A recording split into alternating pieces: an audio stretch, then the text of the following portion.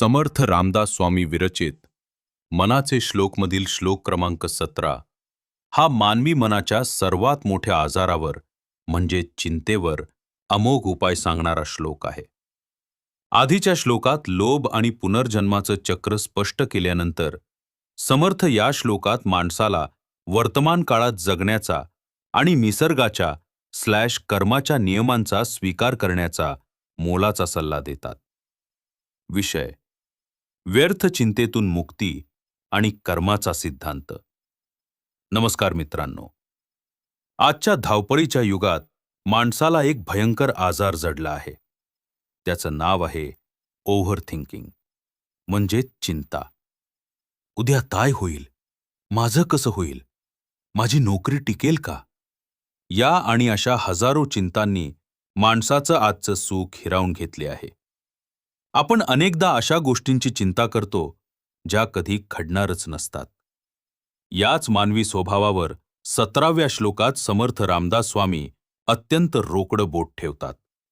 समर्थ म्हणतात, मनी मानवा व्यर्थ चिंता वाहते, अकस्मात होणार होऊन जाते, घडे भोगणे सर्वही कर्मयोगे, मती मंदते खेद मानी वियोगे. मित्रांनो, समर्थ म्हणतात की माणसाचं मन उगाचच व्यर्थ चिंता करत बसते. पण जे घडणार आहे ते अचानक घडून जाते. जे काही आपल्या वाट्याला येते ते आपल्याच कर्मयोगामुळे असते. पण अल्पबुद्धीची माणसं एखाद्या गोष्टीच्या विरहानं किंवा वियोगानं दुःखी होत बसतात. समर्थांच्या या श्लोकाचं 2 मुख्य भाग आहेत. एक म्हणजे चिंतेचं व्यर्थत्व आणि दुसरा म्हणजे कर्माचा अटळ नियम. भाग 1. मनी मानवा व्यर्थ चिंता वाहते, अकस्मात होणार होऊन जाते. समर्थ म्हणतात, माणसाची चिंता व्यर्थ आहे. चिंता केल्यानं भविष्य बदलत नाही. तुम्ही कितीही नियोजन करा, निसर्गाचा किंवा काळाचा स्वतःचा एक प्लॅन असतो आणि होणार ते अकस्मात होऊन जाते. म्हणजे ज्या गोष्टीवर आपले नियंत्रण नाही त्याची चिंता करणं मूर्खपणाचं आहे. भाग 2.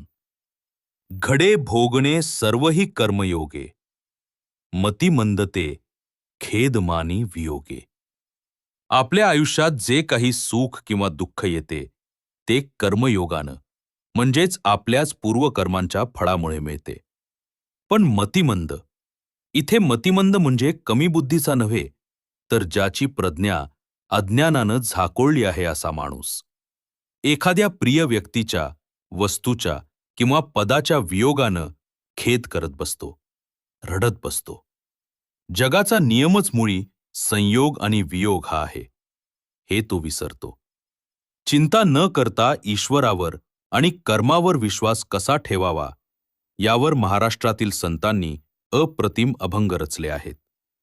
जगद्गुरू संत तुकाराम महाराज आपल्या एका प्रसिद्ध अभंगात माणसाला आश्वस्त करताना म्हणतात, कारे हिंपुटी होसी माझ्या मना, पाठीचा जनिता समर्थ आहे, चिंता अनंताचे गडी, ज्यानं निर्माण केली जेजुरी.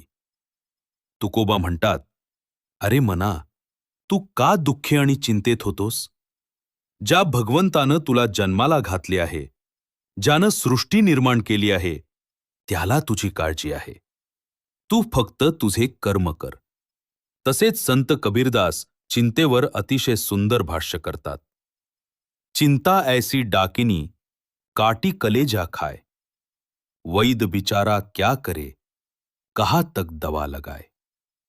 चिंता ही एका डाकिणीसारखी, राक्षसणीसारखी आहे, जी माणसाचं काळीज आतून पोखरून खाते.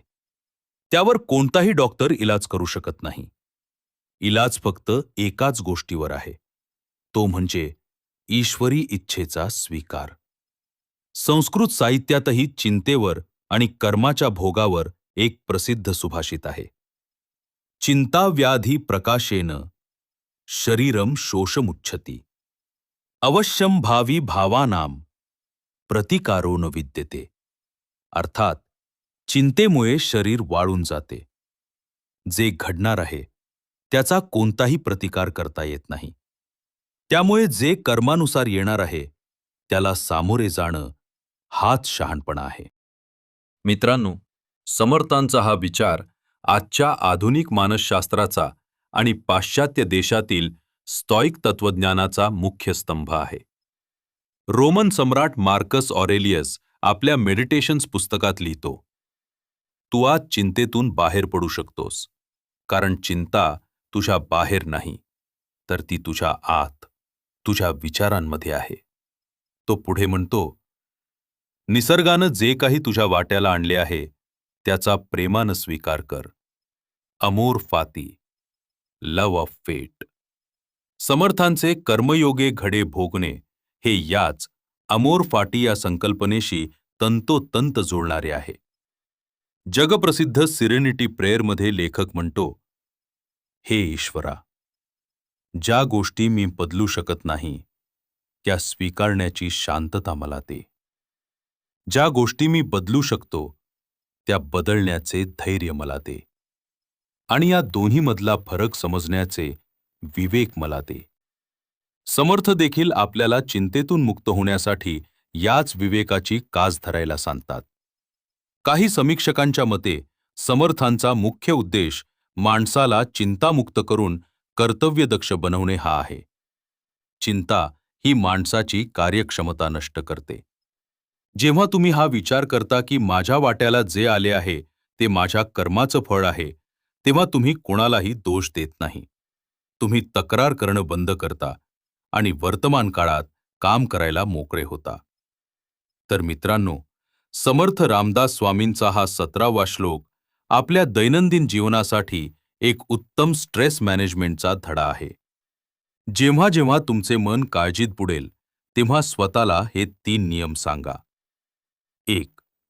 चिंता करणं व्यर्थ आहे, कारण भविष्यावर आपले नियंत्रण नाही. 2.